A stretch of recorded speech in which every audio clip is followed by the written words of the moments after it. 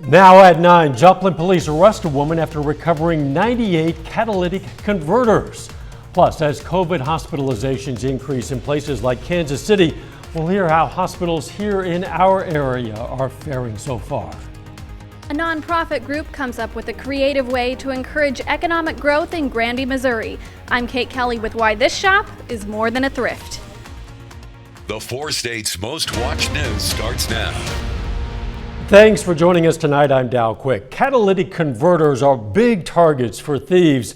Now Joplin police have discovered a truckload of them.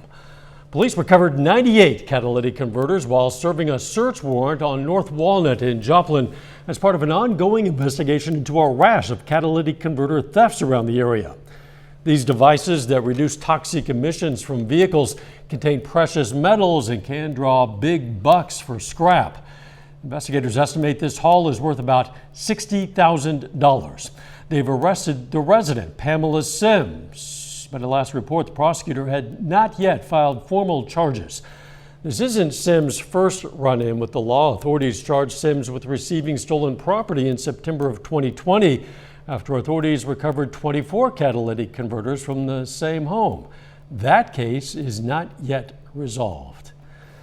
Kind of a wet day out there, Doug Heddy. Yeah, definitely. We've had periods of showers, even a few thunderstorms across the region, especially in our southern counties. Now a lot of drizzle. It's foggy out there, so be careful if you are going to be out on the roadways tonight. 52, that's as warm as we could get. We started at 40 during the morning hours, and we still have bands of showers, even a few thunderstorms out there. Most of these along and south of Interstate 44. You can really see them from Joplin south along I-49 into northwestern parts of Arkansas and then stretching back into northeastern parts of Oklahoma. These aren't going to last too much longer, and we are actually going to cool down quite a bit for the weekend. We're going to look at that here in just a bit. See you then. COVID hospitalizations are rising across the region. KOAM's Chris Warner spoke with 4 local hospitals about the trends they're seeing. We spoke with the Wilson Medical Center, Ascension Via Christi in Pittsburgh, as well as Mercy and Freeman hospitals in Joplin. While each say COVID hospitalization numbers are up following Thanksgiving, they say for now the numbers are manageable. We have seen a definite increase in our trends.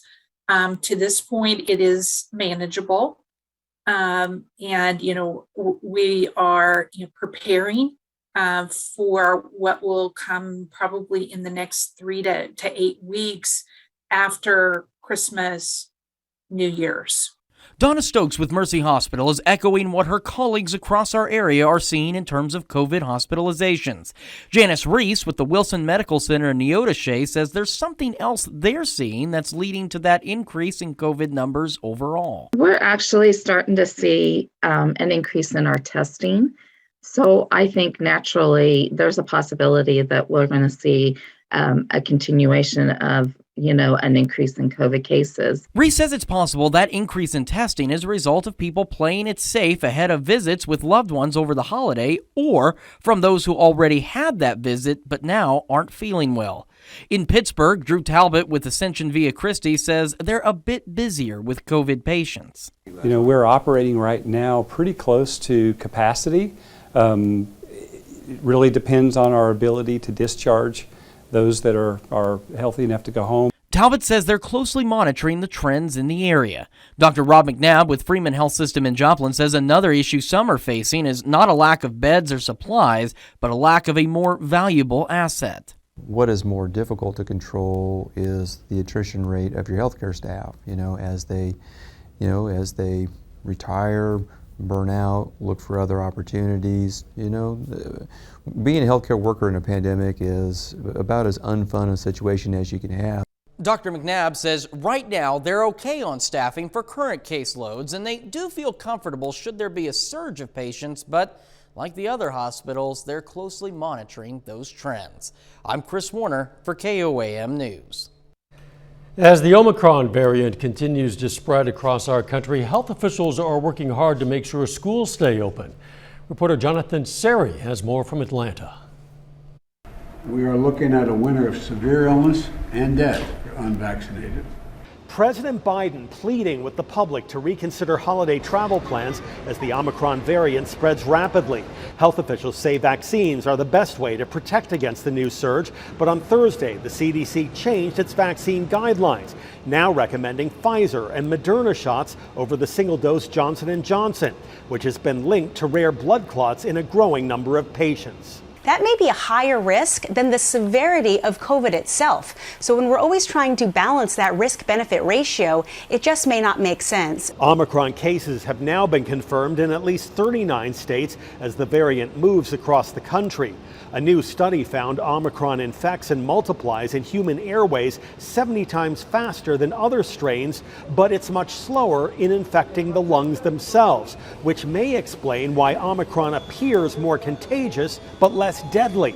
For now, officials say booster shots are the best way to protect against the variant. Boosting individuals who have already been vaccinated is going to be very, very important. The feds are also working on ways to help kids stay in school, announcing a new program Friday called Test to Stay, allowing students who have been exposed to COVID to go back to class if they test negative instead of quarantining at home. Test to Stay is an encouraging public health practice to keep our children in school. Under the Test to Stay protocol, students must wear masks and get tested twice a week to avoid quarantine. In Atlanta, Jonathan Seri, Fox News.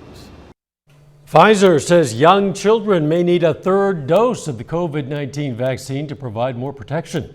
The vaccine maker is now adding a third dose to its trial for babies ages 6 months through 5 years old. The company says their data shows that 2 child-sized doses of the vaccine was not producing the expected immunity in children ages 2 through 5. If the 3-dose study is successful, the company will submit data to regulators for emergency use authorization for children 6 months to under 5 in the first half of 2022. The EPA announces new funds going to clean up the Cherokee County, Kansas Superfund site. The recently signed bipartisan infrastructure law gives the EPA $3.5 billion to accelerate Superfund cleanup. The first $1 billion is available now, and some of it will go to Cherokee County.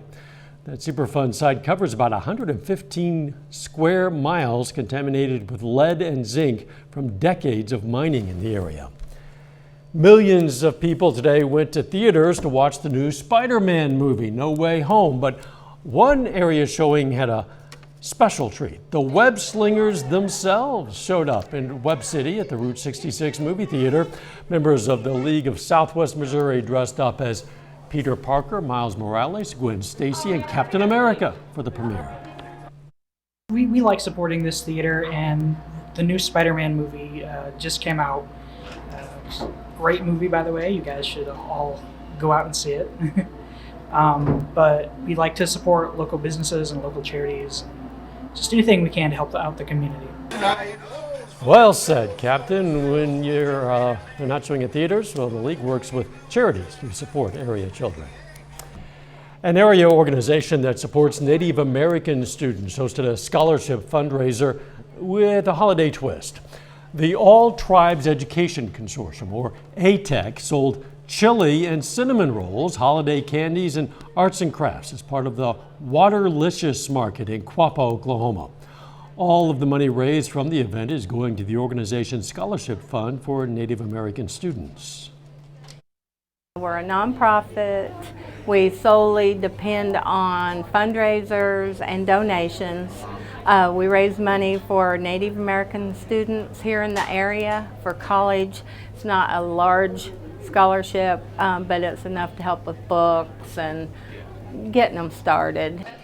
The group also sold raffle tickets for a festive topiary tree and a sleigh. KOAM News at 9 on Fox 14 takes this time to honor another four-state hero. Thomas Combs served in the U.S. Army in 1969 and 1970. The Golden City, Missouri native was stationed in Vietnam, and we salute Captain Thomas Combs, a four-state hero. Doug is next with a complete look at the forecast, and later in sports, we're going to hear from Missouri Southern basketball after their first MIAA loss. Experience what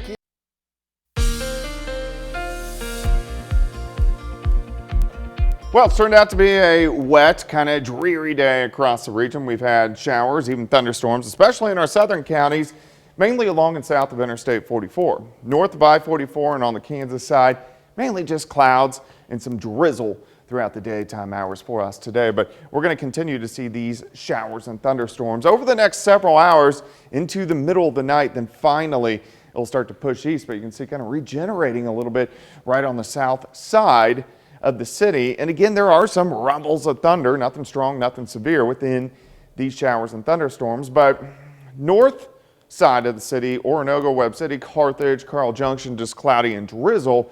But once you get from downstream along I-44, stretching south towards Seneca and Neosho, we do have some heavier batches of showers. These continue down toward Grand Lake. We can ride I-49 all the way into northwestern parts of Arkansas, and then these trend back into Berry County and near Table Rock Lake. And again, these are going to continue at least over the next few hours. All right, look at rainfall amounts. Southeastern Kansas, not much, just a trace. Most of the light blue here is about 1/4 to 1/2 inch, and then 1, 2, 3, 4 inches of rain, where you see the yellows and the oranges popping up. So our far southern counties picked up a ton of rain. It's wet. This is indigo sky. Can't see much out there. The lens definitely filled with water. And we also have some fog building in, especially along and south of Interstate 44. So if you are going to be outside, watch out for that. The roads are wet. Temperatures are starting to drop mainly into lower 40s in our northern counties, lower 50s in our southern counties. And you can see it's wet outside. 7th and Rangeline looking off toward the north and to the west. So we're going to get rid of this system later on tonight. Not a whole bunch going on out to the west. That means we're quiet, at least over the next few days. Let's go through time. Let's track this system out of here. By about 2 or 3 o'clock, most of the rain is gone. Still a lot of clouds starting the day. We're going to have mostly cloudy skies throughout the day. But look at our temperatures. We don't really go anywhere. We only go up into lower 40s for afternoon highs. Here comes the colder air tomorrow night. We drop back into lower 20s, so it is going to be a cold start on Sunday.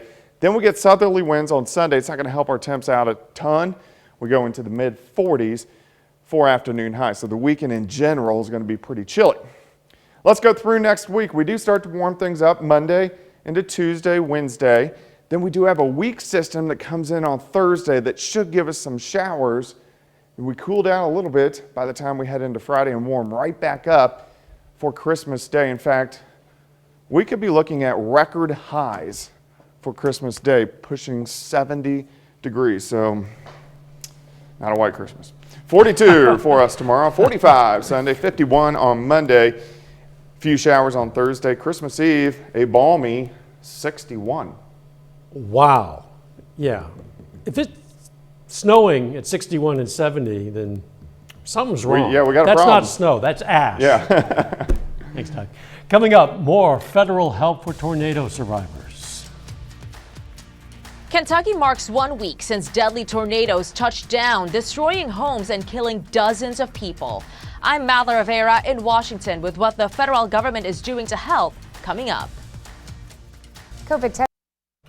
Utility giant Southern California Edison will pay a $550 million settlement for its role in multiple deadly California wildfires in 2017 and 2018.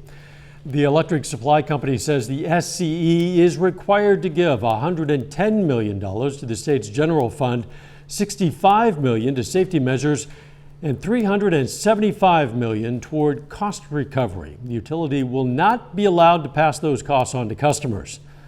Fires in this suit killed 5 people and destroyed 3,000 structures. It's been a week since tornadoes swept through western Kentucky, destroying homes and killing at least 77 people. Today, several Kentucky politicians toured the damage, pledging more help is on the way. Reporter Madeline Rivera is in Washington with more on what the federal government is doing to provide support. Yes, we are down. Yes, we are hurting, but we are not defeated and we are not broken. Kentucky's Governor Andy Beshear marking 1 week since western Kentucky was struck by deadly tornadoes, rolling up his sleeves to donate blood. Also rolling up their sleeves, offering help from the federal government, Kentucky Senators Rand Paul and Mitch McConnell, touring the damage on Friday. the federal government's role in this is massive in the beginning, begins to fade down, and we'll run into challenges down the road. And I want to assure Judge, you and the whole community that we'll stay with you all the way through the process. Their visits come 2 days after President Biden traveled to the area. He also pledged federal aid to help with the cleanup efforts. I intend to do whatever it takes as long as it takes. But it's unclear how long it will take to recover, with the devastation so widespread. Communities leveled and buildings reduced to piles of rubble. I put all my blood, sweat, and tears into this business, and now it's like everything I work for. You just walk up on it and see it all piled up in a big old mess. While some say they intend to rebuild, others say they won't. I plan on leaving. I mean, it ain't nothing towards the people of the town and what's left of the town of Mayfield, but I just plan on moving on and trying to put this behind. On Friday, the death toll climbed even higher, breaking the record for Kentucky's now deadliest tornado. In Washington, Mallory Rivera, Fox News. Another tornado that same night hit Edwardsville, Missouri, killed 6 people at an Amazon warehouse. Today, they were remembered and honored with a ceremony at the Edwardsville Fire Department headquarters. The Edwardsville mayor says the city will place a plaque next to a dogwood tree planted in honor of those lost. Flags were lowered to half-staff in the city earlier this week. OSHA is now investigating the collapse of the warehouse itself. Still ahead, a social media trend today put schools nationwide on alert for threats. Well, it's been a very tense day at a lot of schools across our nation. That's because of threats on social media implying violence and encouraging students to bring guns. Reporter David Lee Miller is in New York with details. Across the country, schools were on high alert for so-called National School Threat Day. Viral messages posted on social media sites warned of school shootings and bombings. Although Homeland Security and other law enforcement agencies said the threats were not believed to be credible, they were not ignored.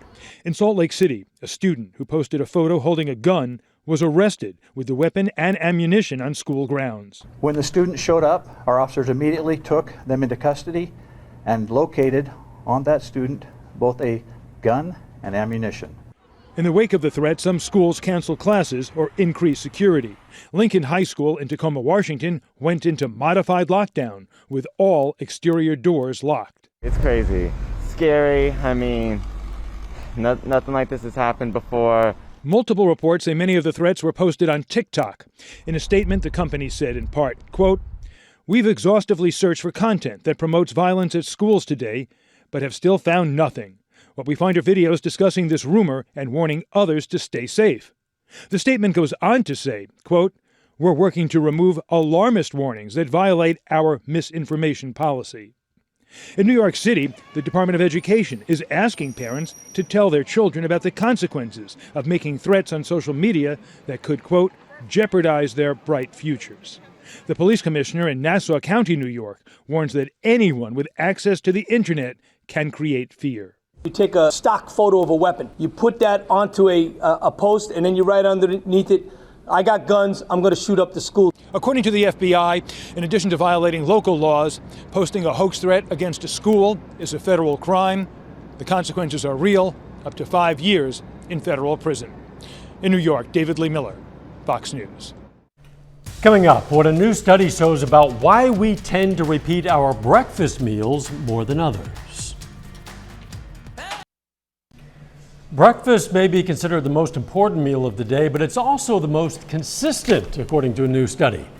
A researcher from a university in Boston and in the Netherlands analyzed the food diaries of more than 3,000 participants and found an average of 68% repeated the same breakfast meal at least twice a week. Only 9% repeated the same meals for dinner. Scientists believe the lack of change comes from many factors, such as busy mornings, a focus on healthier foods first thing in the morning, or less of a need to be excited by food because we're well rested. 30 more minutes of news, weather, and sports coming your way. A new nonprofit in Granby, Missouri is trying to breathe new life into the historic town. The president's Build Back Better proposal appears stalled in Congress. I'm Mallory Rivera in Washington with where that leaves lawmakers before they head home for the holidays. Grow Granby, a new nonprofit in Granby, Missouri, is on a mission to revitalize the 1800s mining town. KOAM's Kate Kelly shares how the group's current project will fund future ones. Granby was founded in 1850, and back in the day, it was a booming mining town. This was the place to be. Thousands of people lived here, and just like a lot of other towns in our region, once mining was gone and done with, people moved away and moved to other places. As a result, businesses closed down, and shops that were once bustling with life closed their doors. My great-grandparents actually used to have businesses here on the corner that are now gone. Main Street is littered with vacant buildings that have seen better days. Grow Granby calls those places opportunities. And this is where the Foundry comes in, a thrift shop that offers a boutique experience for shoppers and a revenue stream for future projects. This building is actually owned by the city, and we went before the city council and asked them, can we rent the Foundry for the next 10 years? This is our vision, a thrift store that is completely nonprofit, and everything that comes through it will go right back into Granby, and they were totally on board. So on board, the city decided to lease the building for just $1 each year for the next decade. All items are high quality, 100% donated, and under $15. That's adorable. I love that. The Foundry building itself needed some TLC, so volunteers worked all through the summer months to make this old building shine again. There was no heating and air. The floors needed to be stabilized or leveled out, I should say, paint. So we did put a little over $10,000 of our money into it to bring it back to life. With this group paving the way for future economic development, many Granby residents feel this place is well on its way to becoming the booming town it once was. It's very exciting to see the surge of people that have come on within, the last several years to make Granby a community that people want to not only visit but possibly settle down in. In Granby, Kate Kelly, KOAM News. Immediate profits from the Foundry will go toward restoring the historic hardware store in town. The group also plans on painting some murals and starting up a pop-up market in town. You can shop at the Foundry starting January 1st. Grand opening weekend is slated for January 14th and 15th. Folks in Fort Scott, Kansas enjoyed some Christmas festivities. The Fort Scott Area Chamber of Commerce hosted Christmas light trolley tours. The tours included hot chocolate, cookies, glow necklaces, and carols. So some of the lights are maybe a very organized manner, and then you'll see some that are just, I'd say, Christmas chaos. So that kind of gives an element of surprise to people. The tours last around 50 minutes. They continue through December 23rd. A federal judge overturned an opioid settlement of more than $4 billion. The settlement had given Purdue Pharma, the maker of the prescription painkiller OxyContin, and it's given owners, the Sackler family, broad protection against civil litigation. It also resolved all outstanding civil suits against Purdue Pharma. The bankruptcy court says it lacked the statutory authority to give the Sackler family those protections. 3 lawsuits seeking to blame former President Donald Trump for the U.S. Capitol riots will go to court in 2022. Apparently, the judge says he'll hold hearings on whether the cases should be dismissed on January 10th. Democratic lawmakers filed 2 of the lawsuits claiming Donald Trump and others incited the riot through their words and actions. 2 U.S. Capitol police officers filed the 3rd lawsuit, claiming the former president directed his followers to assault them that day. Neither Donald Trump nor his advisors have been charged with any crimes. With just over a week left until Christmas, the president's Build Back Better proposal appears stalled in Washington as Democratic lawmakers punt the legislation to 2022. Reporter Madeline Rivera is back with more. Graduates, I'm here to congratulate you, but also to let you know that your country, this is not hyperbole, is counting on you. President Biden delivered an optimistic message to college graduates Friday, even as the future of his own agenda remains murky. Thursday, the president and Democratic leaders reluctantly acknowledged the Senate will soon recess for the year without passing the nearly $2 trillion climate and social spending bill, nor voting rights legislation. I think Build Back Better is dead, not for just 2021, but forever. In another blow, the Senate's parliamentarian ruled Democrats can't include the third version of their immigration reform bill in the final spending bill.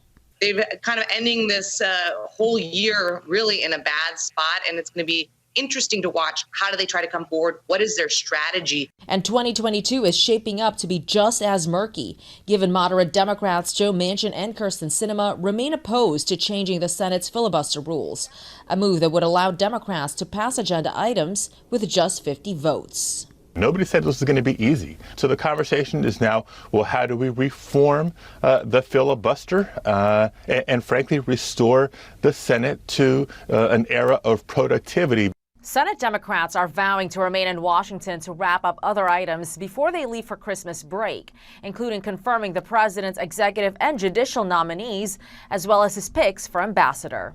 In Washington, Malda Rivera, Fox News. A bit later, high prices impacting the holidays. It's inflation, not the Grinch stealing Christmas. I'm Kevin Cork with more on why Americans are facing rising prices this holiday season and how that could impact their shopping and more. That's just ahead.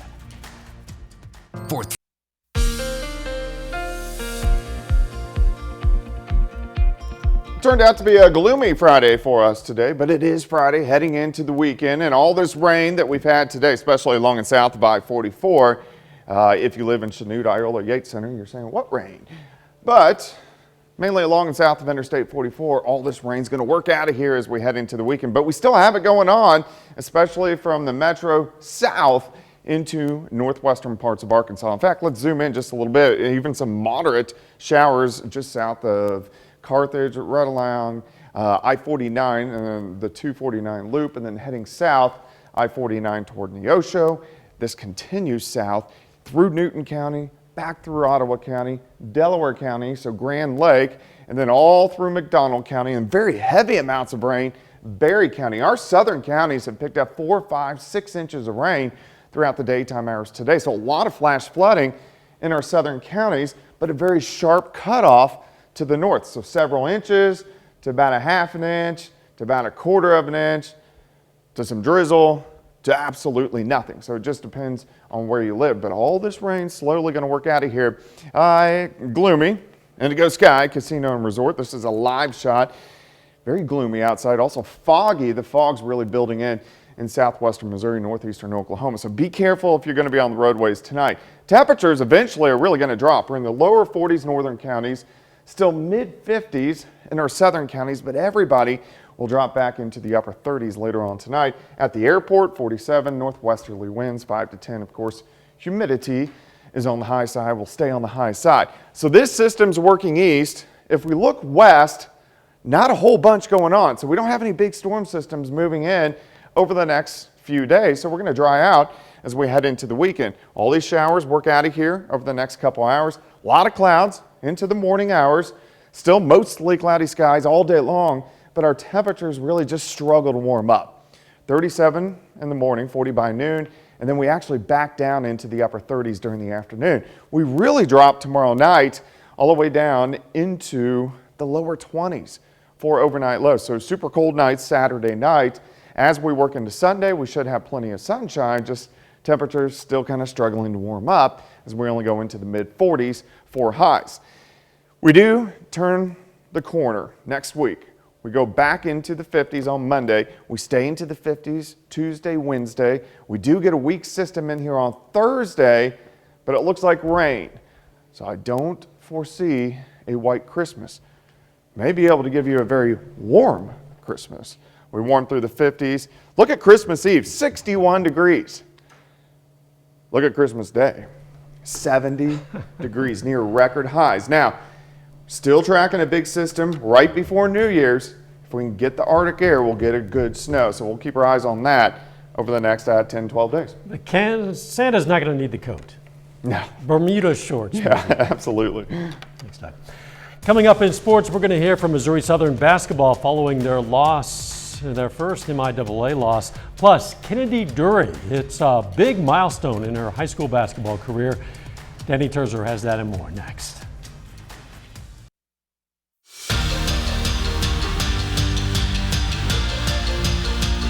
McCallie girls basketball is off to a hot start this season. The Warriors are 7-0 heading into tonight's game against Northeast Vernon County. Senior Kennedy Dury is just 2 points away from 1,000 career points, and it doesn't take long. She reaches the milestone with this shot here. Dury had a big crowd to help her celebrate the accomplishment. Back to work, Dury with the assist. Kaylee Teeter puts it in off the backboard. Back to Dury. Hits this one for two. She drops 18 points on the night. McCallie stays rolling after the break. Nice layup for Teeter. She also finished in double digits with 16. Then Teeter to Avery Eminger for two. McCallie stays undefeated, winning 55-30. It felt great, going into it. I was like, I don't want to force anything. I want it to all come natural. I want to get my teammates involved. It's about the team win more than anything, and that's the final goal. But I had my friends, my family. It was a great experience, and I feel like it's every high schooler's dream to make a milestone like this. And I'm just so proud of my teammates for letting me get here. I couldn't have done it without them. The Missouri Southern Lions faced a big test on Thursday, hosting Central Missouri with a 6-game winning streak on the line. The Lions put up a fight but ultimately fell 68-64. Southern's largest lead of 7 points came with under 5 minutes to go, but Central Missouri went on a 12-5 run in the remaining time to win it. The Jennies finished with 49 rebounds to Missouri Southern's 36. They got some offensive boards. They got 16 points off their second chance points. This is a huge. I think we ended up with 2, so that's a big difference there. But I thought our kids battled. They battled hard on the boards. It's going to be a tough one when we think about towards the end of the year.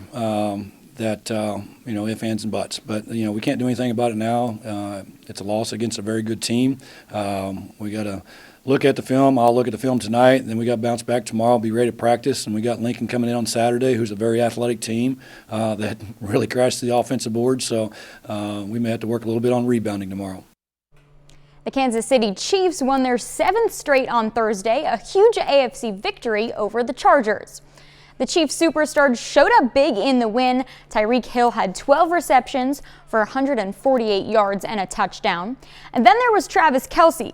Kelce has had just 6 receptions in the past 2 games, but on Thursday, he was a difference maker, a career-high 191 yards with 2 touchdowns, one to tie the game in the final 2 minutes of regulation, and the overtime game winner. His performance is earning him some praise, especially from his quarterback. He's been a leader on this team. He's more happy for anyone other than himself. And when his number gets called, he goes out there and makes plays in big moments. And that's what special players do. And he's a special player, and I'm glad he's on my team. I don't think I've ever been a part of a walk-off touchdown or anything like that. And so to be in that moment, find him underneath and him making such a dynamic play where, he cut back, ran by people. You would think he's old, so he can't run by people, but he's still running by people, and he got in the end zone. It was just a special moment, and I'm glad that all that hard work that he puts in every single day is paying off. Back with more news after this. Rising consumer prices are putting a damper on the holiday spirit. Reporter Kevin Cork has more on how families across the country are adapting to the sky-high prices during this season of spending. It's depressing, and it has caused a great deal of stress to our family. Inflation is proving to be a real Scrooge, as ongoing price increases are putting a real strain on countless Americans ahead of the holidays. Consumer prices over the last 12 months, ending in November, up by almost 7%. That's the highest in 39 years. And for many families, it means there could be a lot fewer presents under the tree come next week. My children will not have the type of Christmas that they are used to having. I can say that right now. I know that it will be hard for them because they're just children, and most of them still do believe in Santa. But corporate heads at Target say, at least so far, foot traffic at their stores remains steady, even in the face of rising inflation. Predicting customers will continue shopping, but say more will likely start choosing cheaper options where they can. Do they choose an alternative brand? Certainly in food, we could see, yes, moving from a national brand to a brand like Good & Gather. Still, when it comes to food, retail experts believe many people around Christmas time will wind up going with the name brands that they know and love, even with the cost of groceries up by more than 6%. I think during the holiday season, guests are looking at their favorite brands right now as they prepare to entertain. And in a push to reduce inflation, the Federal Reserve is now said to be considering raising interest rates in the new year. In Washington, I'm Kevin Cork, Fox News. Coming up, a premiere date for the Fresh Prince reboot and a trailer for a new treasure hunting movie in the Hollywood nation.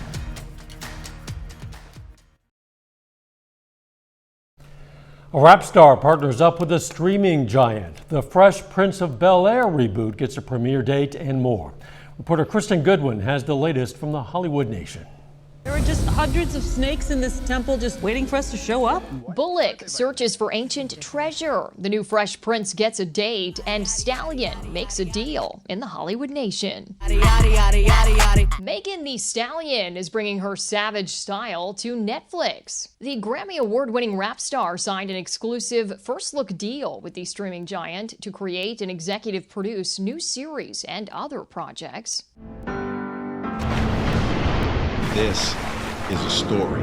The upcoming reboot series Bel-Air scores a Super Bowl Sunday premiere. Peacock announced the first episode will start streaming February 13th, with new episodes to follow weekly.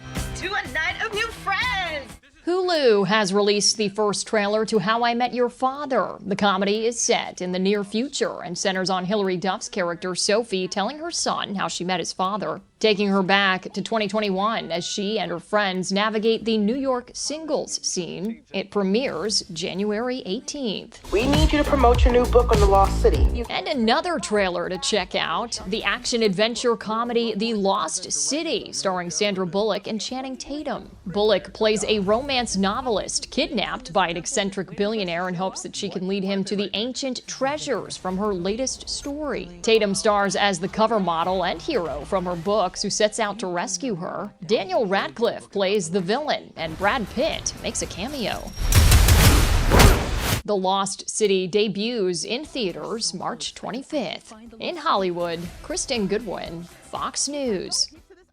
And that's our time for tonight. Thanks for joining us. We're going to leave you with video of monkeys playing at the London Zoo. Let's make it a great tomorrow.